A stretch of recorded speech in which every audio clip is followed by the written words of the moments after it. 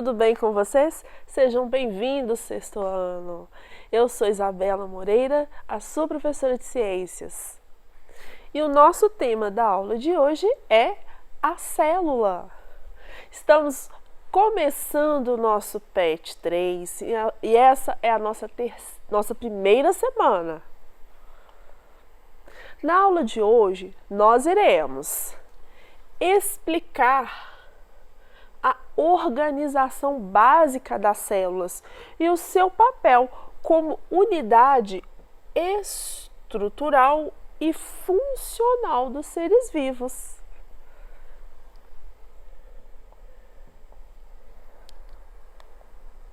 E aí, você sabia que todos os seres vivos possuem uma estrutura básica para o seu funcionamento?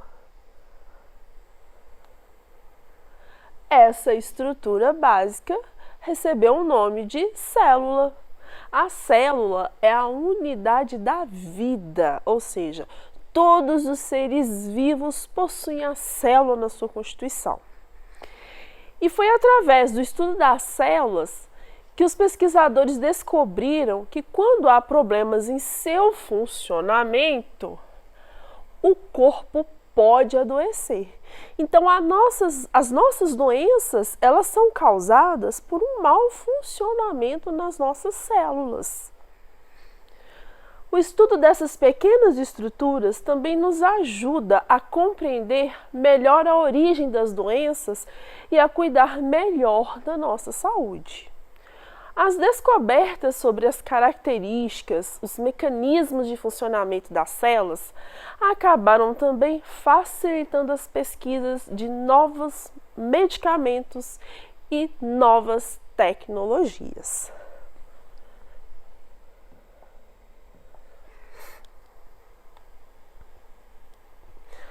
Professora, então, como que a gente faz para a gente observar uma célula?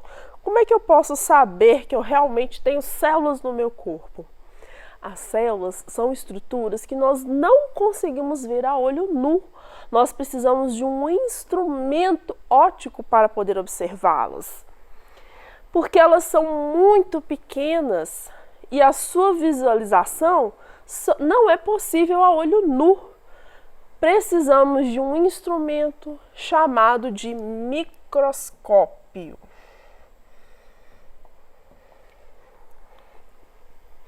Os microscópios ópticos são formados por um conjunto de lentes que possibilitam a ampliação dessas imagens. Então, esse modelo de microscópio, que é o microscópio óptico, que é o mais utilizado nas universidades e nas escolas, eles têm esses conjuntos de lentes. Então, eles vão ter essas lentes oculares, que a gente chama, e as objetivas, que essas que ficam próximas ao material que você quer observar. Aí você faz um esfregaço, de células da bochecha, por exemplo, coloca em umas lâminas pequenas, que nós chamamos de lamínulas. Colocamos aqui na base e observamos. Fazemos alguns ajustes e podemos aí observar essas células de bochecha.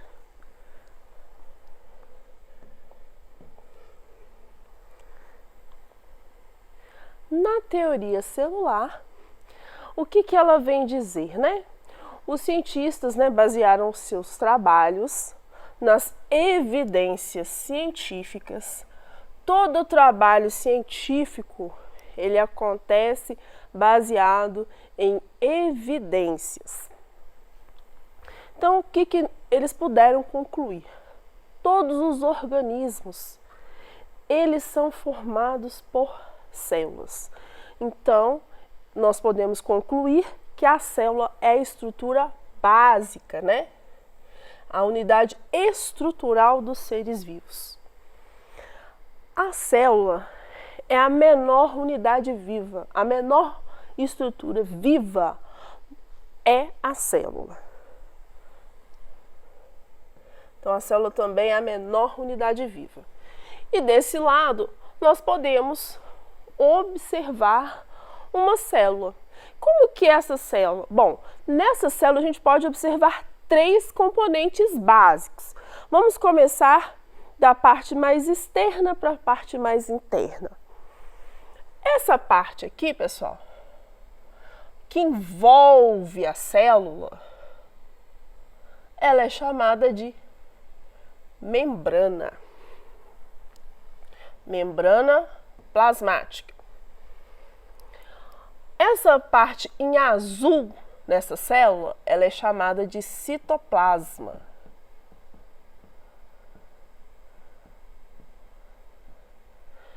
E a parte mais interna da célula é chamada de núcleo.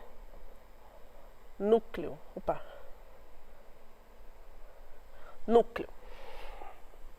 Ok? Essas são as três estruturas básicas da célula.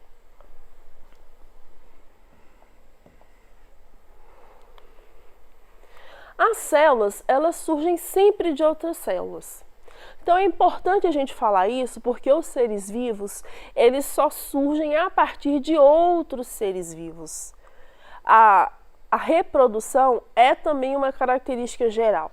Todos os seres vivos são capazes de reproduzir, de alguma forma, ou sexuadamente ou assexuadamente. Mas isso são nas próximas aulas que nós vamos conversar sobre. Todas as células também passam por um processo de divisão celular. Se você teve um machucado, arranhei meu braço, essas células novas, a regeneração da sua pele, depende da divisão celular. Essa regeneração só é possível porque as células da sua pele começam a se multiplicar para poder cicatrizar o seu ferimento. Toda célula contém o DNA, que possui os genes. DNA e gene, pessoal, é o nosso material genético. O nosso material genético é aquilo que nos identifica, é a molécula com todo o nosso código. Ah, professora, o fato de você ser com todas as suas características, tá lá, ó, codificado no DNA, assim como você. E essas características são passadas de pai para filho, ou seja, elas são hereditárias. No interior das células e do corpo de todos os seres vivos, ocorrem transformações químicas que mantêm a vida. Ah, professora, me dá um exemplo. A respiração. Todos os seres vivos realizam um processo de respiração, porque ele é um processo de liberação de energia. Então, professora, então a célula precisa de energia para viver? Precisa. Todo ser vivo precisa de energia para viver. O que faz a gente executar um movimento, correr, jogar bola, andar de bicicleta, é porque o nosso organismo tem energia. Então a energia do seu corpo faz seu coração bater, faz o seu corpo movimentar e você faz todas as ações que você quer no seu dia a dia. Certo? Essas transformações, como a respiração, por exemplo, como absorção de nutrientes, eliminação de excretas, esse conjunto todo de transformações químicas, a gente tem um nome para eles.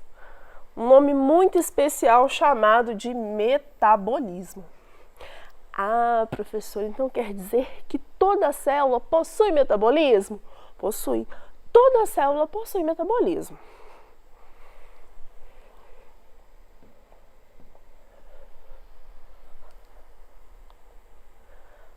Classificação celular. Professora, todas as células são iguais? Todas as células de todos os organismos são as mesmas? Bom, as células têm algumas características que podem se diferenciar e os seres vivos também podem ter uma organização diferente. Por exemplo, em relação à quantidade de células, os organismos podem ser unicelulares ou pluri ou multicelulares. O que significa eu ser unicelular? Eu ter uma única célula.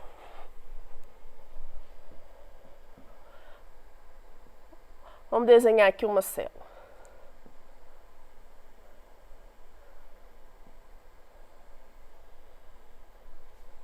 Uma única célula. A professora, me dá um exemplo de um organismo que só tem uma célula? As bactérias.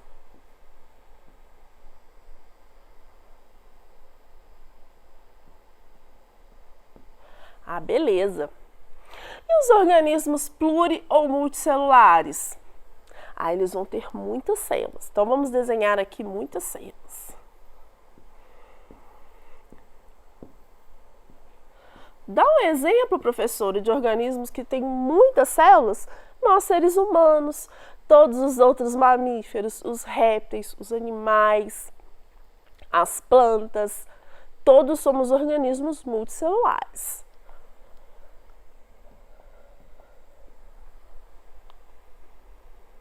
As células também podem ser divididas entre ser procariota ou ser eucariota.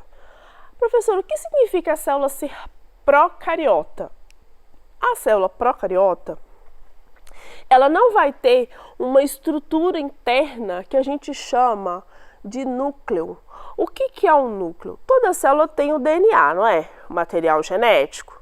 Esse material genético da célula, ele fica envolvido por uma membrana chamada membrana nuclear. Organismo que é assim, a gente vai chamar de eucariota e eles vão ter núcleo. Os procariotas, eles não vão ter essa estrutura. Então, o material genético, ele vai estar jogado no meio do citoplasma, que é essa estrutura aqui, ó, que é o DNA, o material genético. Então, toda célula procariota não tem núcleo. O material genético, ele é lançado, né? Ele está disperso no citoplasma. O citoplasma a gente vê aqui nessa cor bege e o material genético aqui a gente observa de preto. Certo? Me dá um exemplo, professora, de células procariotas. Todo mundo do reino Monera, ou seja, todas as bactérias possuem célula procariota.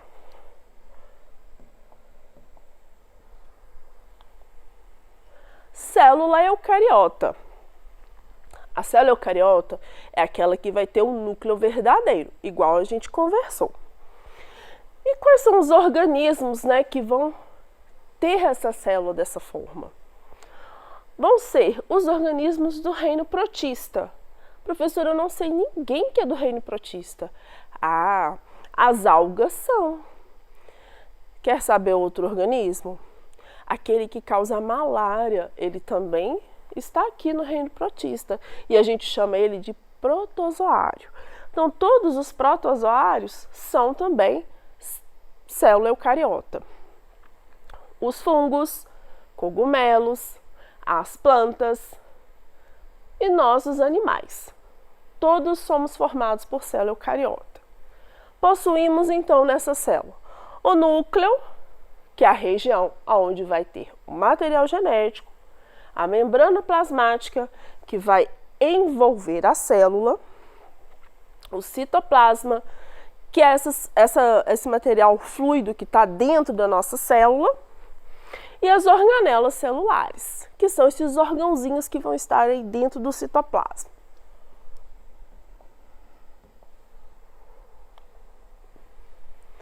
Essa é a visão de uma célula eucariota. Percebam, em amarelo, nós temos o núcleo dessa célula.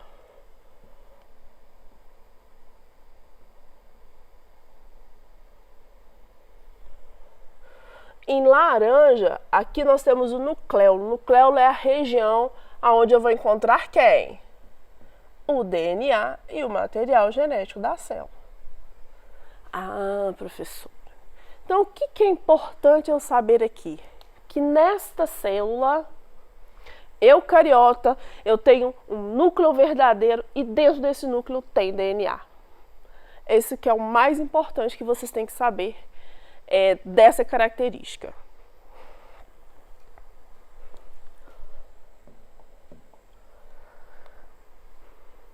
vírus, professora? O que serão os vírus? Todo mundo sabe que eles são seres vivos acelulares. Ah, professora, então quer dizer que os vírus não têm células? Não. Os vírus são seres que não têm células. Eles não têm células e eles nem têm metabolismo próprio. Eles são organismos que a gente fala parasitas obrigatórios. O que significa um organismo ser um parasita obrigatório? Significa que para ele manifestar metabolismo, ele precisa de uma célula hospedeira. E qual célula vai ser hospedeira? A célula a qual ele está parasitando. Então, exemplo, o vírus da Covid-19, ele parasita células humanas. Então, dentro de uma célula humana, ele vai invadir e utilizar o metabolismo daquela célula em benefício próprio.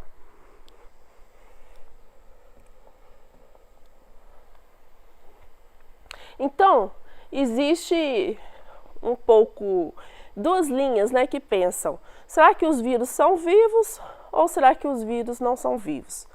Bom, como eles não possuem células, para mim, eu acredito que a gente pode considerar eles como seres à parte ou seres não vivos.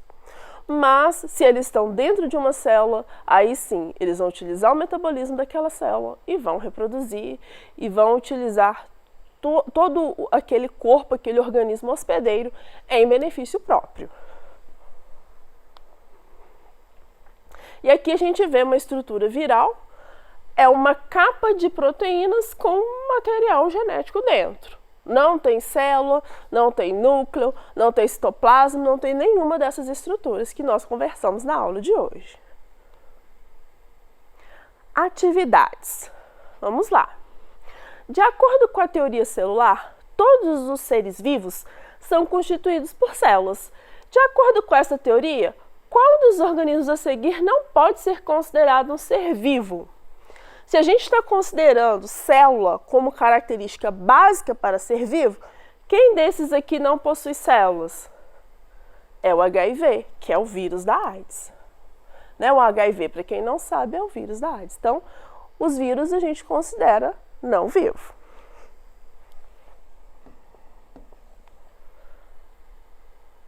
Dois, as células eucariontes possuem envoltório nuclear e as procariontes possuem material genético disperso no citoplasma. Dos organismos citados a seguir, qual apresenta células procariontes? Quem deles são bactérias? Os lactobacilos. Muito bem. Diferencia uma célula eucariota de uma procariota. Através de desenhos, identifique as suas estruturas celulares. A célula eucariota é simples. Eu faço uma membrana plasmática. Aqui já vai ser o citoplasma. E o núcleo já é uma célula eucariota. A célula procariota, muito simples também. Pensa num envoltório. O material genético está aí, ó, disperso no citoplasma. Não possui núcleo.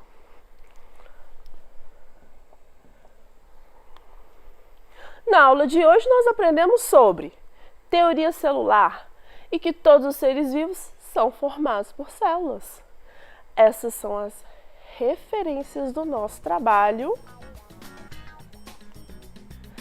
E um abraço para vocês, até a nossa próxima aula e se tiver dúvidas, manda pra gente.